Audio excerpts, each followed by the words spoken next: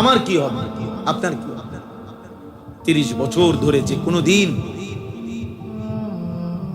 সুদের ব্যবসা ছাড়ে নাই, হায় তার কি হবে? আজকে 30 বছর ধরে প্রতিদিন যে ওজনে কম দেয়, আহা সেই মুসলমানের কি হবে? আজকে 30 বছর ধরে যে নারী, যেই বোন, যেই মা, যেই বিবি বেপরদা, আমার সেই বোনের কি হবে? আজকে খোদার 1 বছর 2 বছর 3 বছরে মুসলমানের যেই সন্তান কোনদিন 365 দিনের 1 বছরে ফজরের নামাজ পড়ে নাই, সেই যুবকের কি হবে বলে? প্রত্যেক দিন ওজনে যে কম দেয়, হারাম উপার্জন করে, 2 নম্বরই ব্যবসা করে, আহা তার কি, তার কি?